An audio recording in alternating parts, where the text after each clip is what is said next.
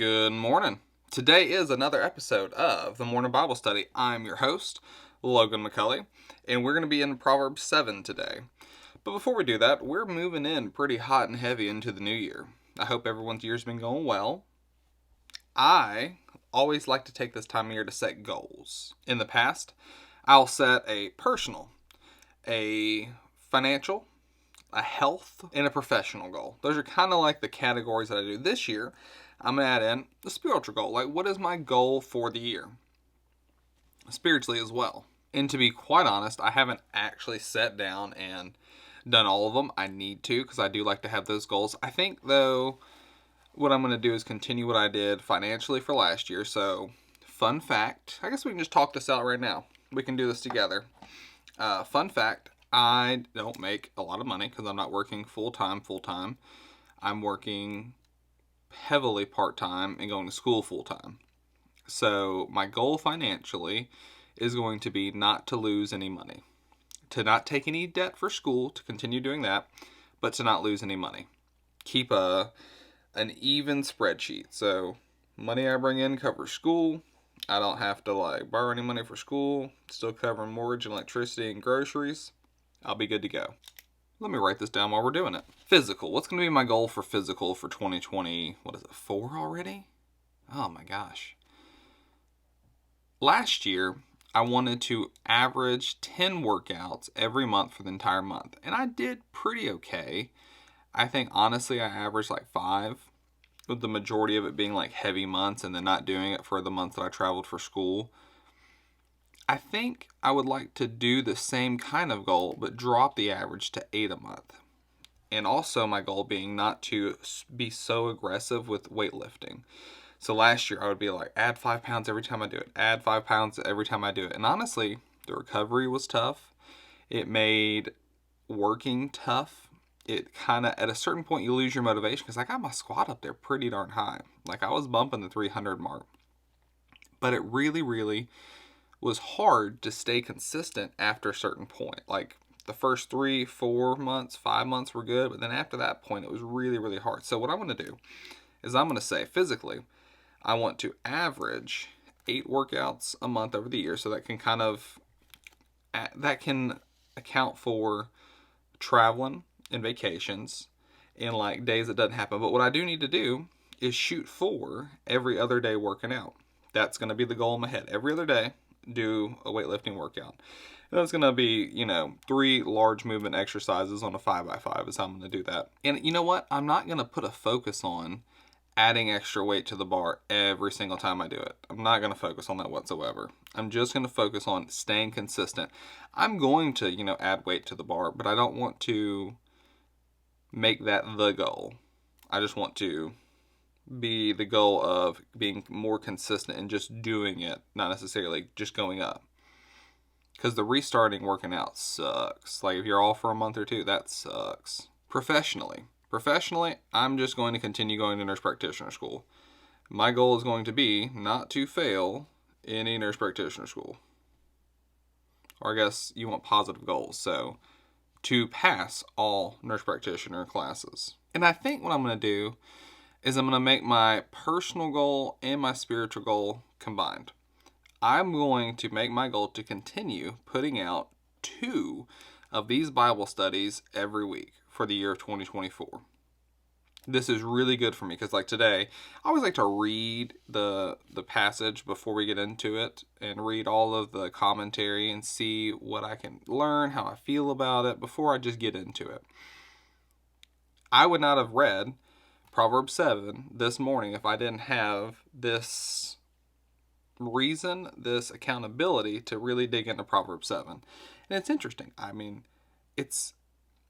never read it. It's definitely hits you in the face. It definitely calls you out. And it's kind of written a little differently than anything else I've read in the Bible. So that's going to be my goal. 2 Bible studies a week. I think that's about all I can do, honestly. Those four goals for 2024. Finance, physical, professional, and personal. I think I heard Jennifer get up. I want to see if she wants to come in here. Baby, you up? You want to join me on the Bible study? Look at me. No. Come on in here. No. Say hello to the people. She did not want to join us, but that's okay. Proverbs 7. My son, keep my words and treasure my commands within you. Keep my commands and live, and my laws as the apple of your eye. Bind them on your fingers. Write them on the tablet of your heart. Say to wisdom, you are my sister, and call understanding your nearest kin, that they may keep you from the immoral woman, from the seductress who flatters with her words. Now, we started that passage with some of my favorite ways that God can speak to us. My son. It just hits me right in the heart. I don't know why. My son, keep my words and my treasures, my commands within you, and treasure my commands within you. Keep my commands and live, and my law as the apple of your eye. Apple of your eye, the breakdown. This expression refers to the pupil of the eye, which because it is the source of sight, is carefully protected. The son is to guard and protect his father's teachings because they give him spiritual and moral sight. Bind them to your heart and to your fingers. Bind them on your fingers is what he said. Write them on the tablet of your heart. The binding is a call to give the truth of divine wisdom a permanent place in the mind and in conduct. Now this next section, that was verses 1 through 5. The next section, 6 through 20, really the next end of this next whole part of the chapter, it's different to me because it more tells a story of something that he's witnessing.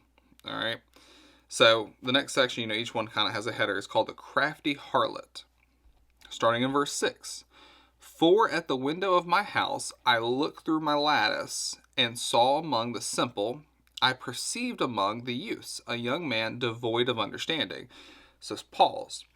He's in his house. He's looking through the window. He's hidden because he's looking through the lattice. You know what lattice is.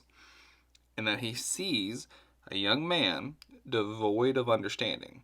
Someone that's lost. Someone that doesn't know right from wrong. Someone that's just going about their business. And looking at this man, he also, this is verse 8, passing along the street near her corner, and he took the path to her house. Oh, okay, so he's watching the young man walk toward this young lady's house. In the twilight, in the evening, in the black and the dark night. And there a woman met him, with the attire of a harlot and a crafty heart. The attire of a harlot.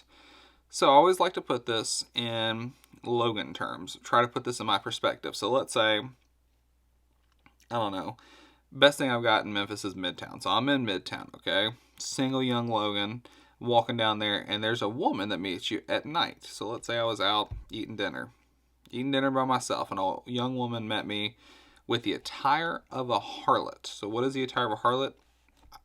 Take your pick. Whatever it says to you in your brain, that's what it is.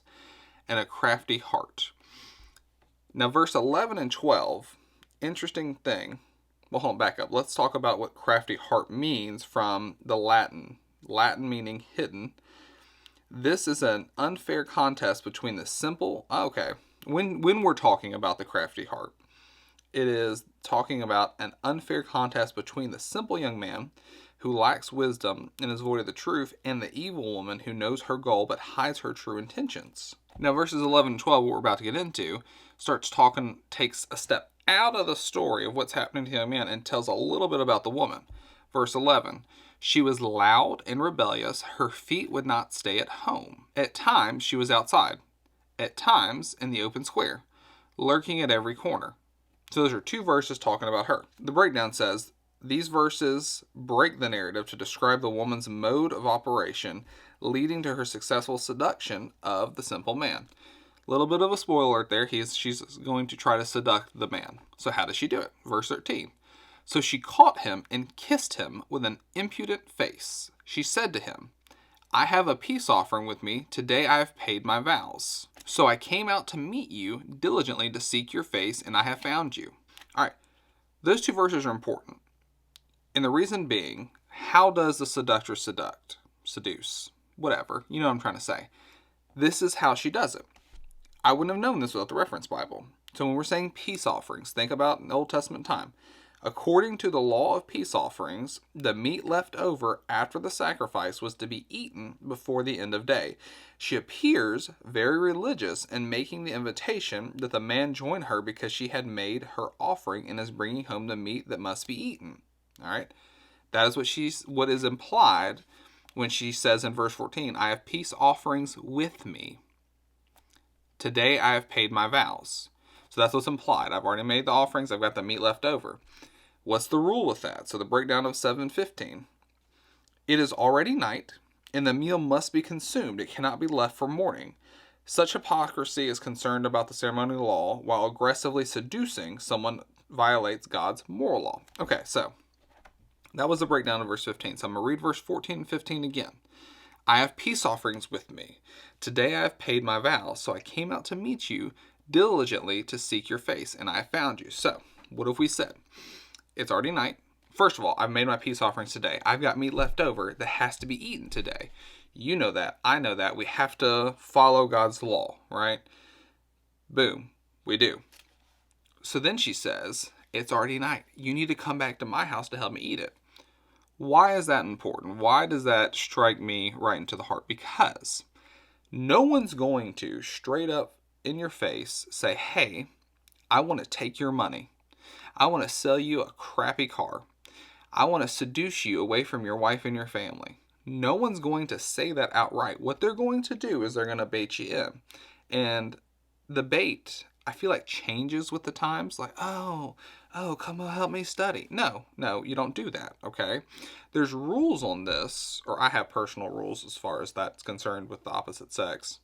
But how they do it is going to change. What you should know is that it's going to be tried to be done to you. That's what they're saying. They're going to try to use something that is innocent, or that even is following God's law.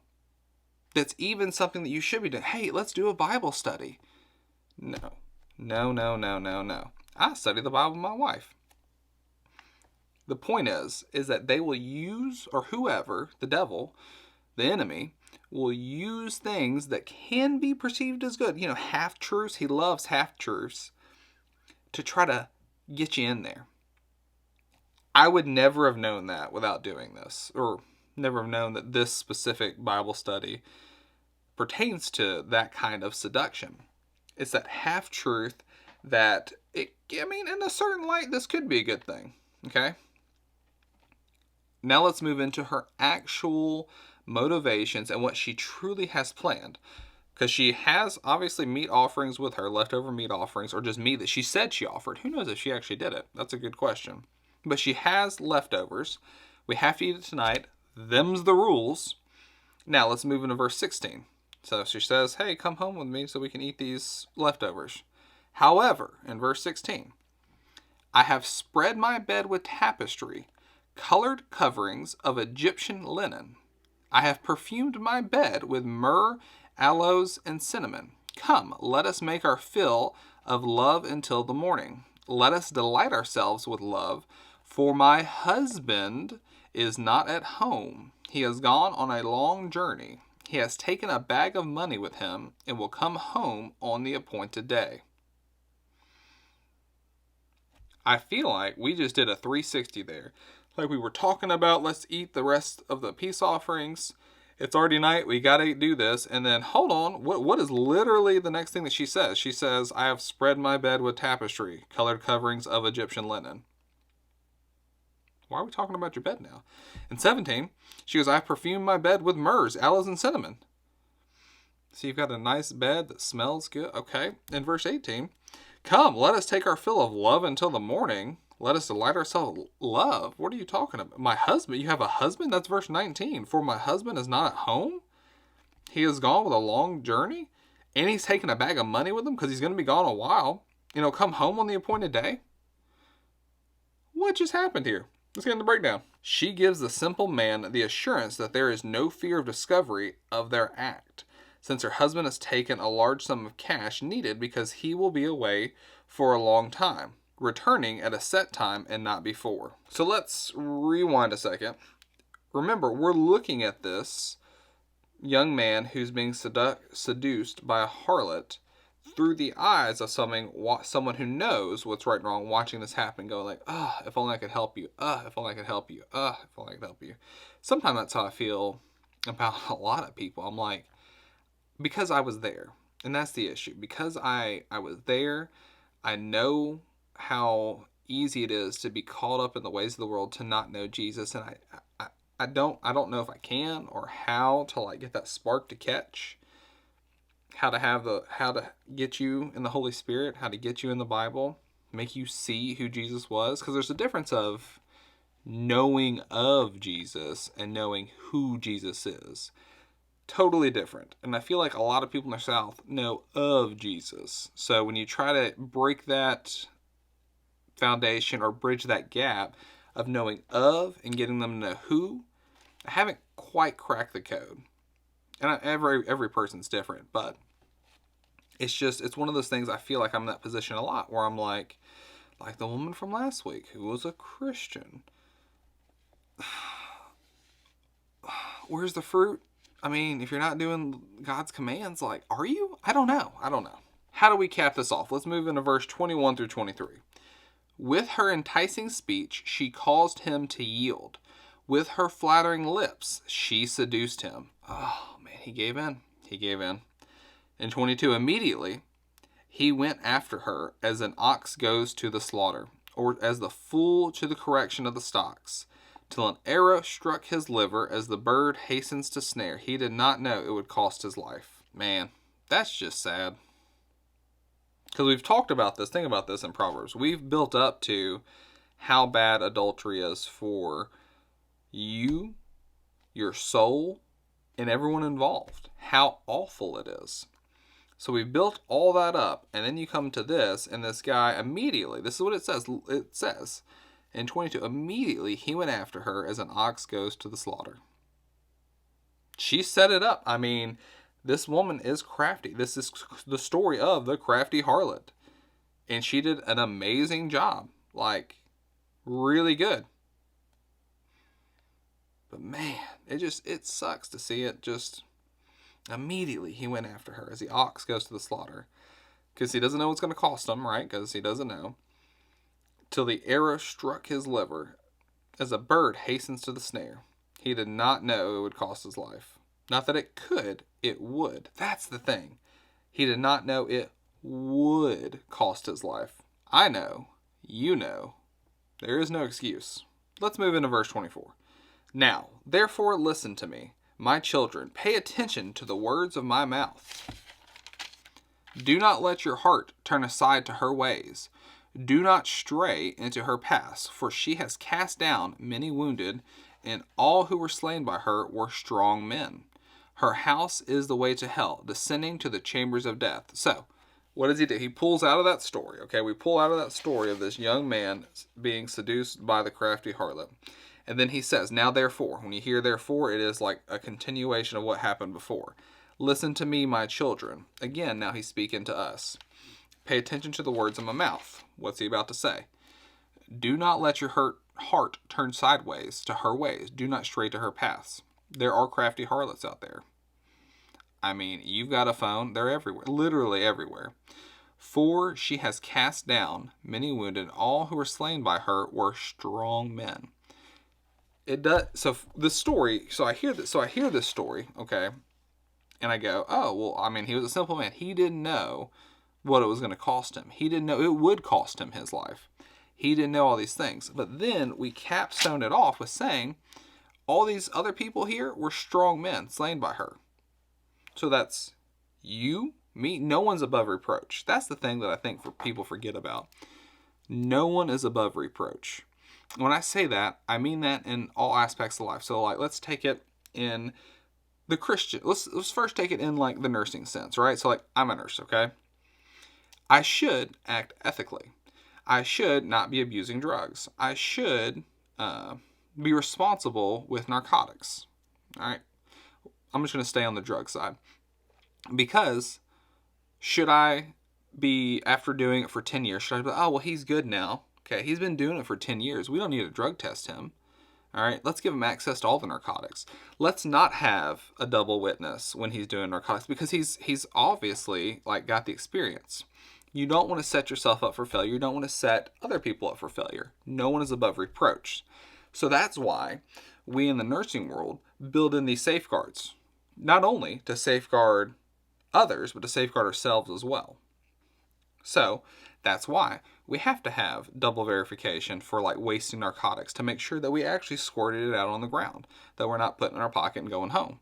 That's why we do take random drug tests, to be like, hey, I mean, if you're a nurse, you know, I mean, they're not, you don't really take that many drug tests, but you should be taking random drug tests to know that, oh, this is a reason for me to not do those things. And if someone has a problem, you can identify it and then help, hopefully, and not correct, or, you know, however you need to address it. Well, my point is here is that these were all strong men that were slain by her. No one's above reproach. You're a strong man. I'm a strong man. That being said, I feel like it's important to have also safeguards in our lives built up for this kind of stuff.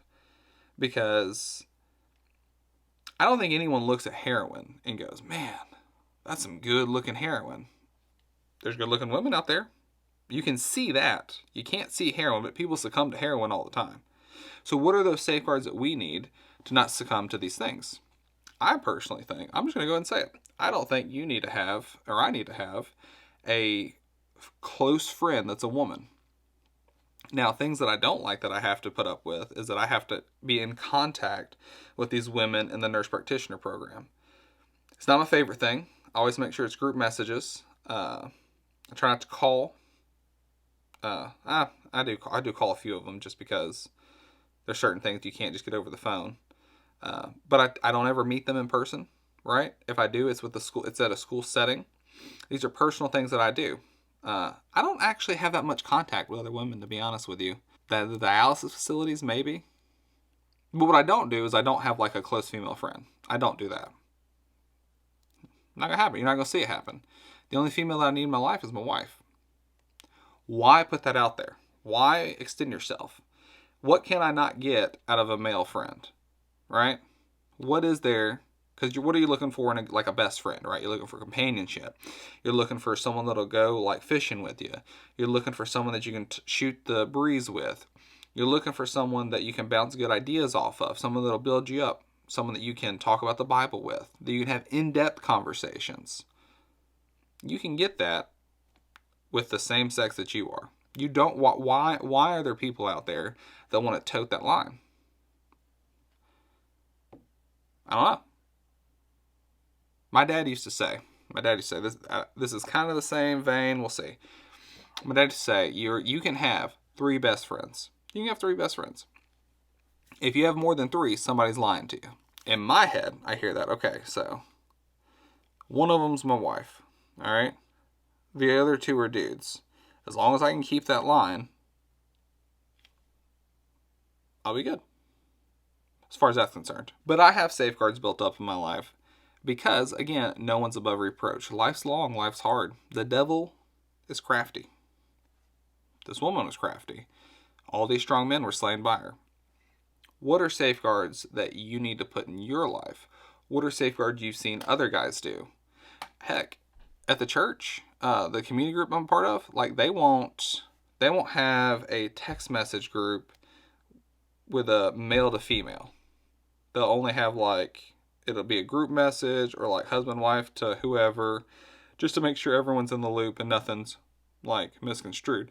They won't even ride in the car together. So like my wife won't ride with dude down the street to go to the church. Do I agree on that level? No.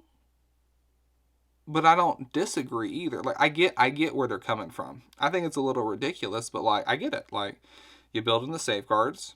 There you go. You're good. Like pastors won't meet with women by themselves, or like no closed doors. There's an open door policy. I get it. Like these safeguards are there for a reason. And I mean, what other safeguards that might be out there that I can't think of right now? That's what I'm trying to get at. What are safeguards that you can see that you do that I may not have touched on? Because it's important. It's important that we can rely on each other to help keep ourselves accountable. Rebuke your brother. And I'll just go ahead and reread the last verse of the chapter, number 27. Her house is the way to hell, descending to the chambers of death. That's Proverbs 7. It was a short and not light one, but man, so insightful. So insightful. It makes me think every time. Every single time. Work on your goals. Stay in prayer. Continue to learn the Bible. I'll see you next time on the Morning Bible Study. Keep your corn on the cob. Logan out.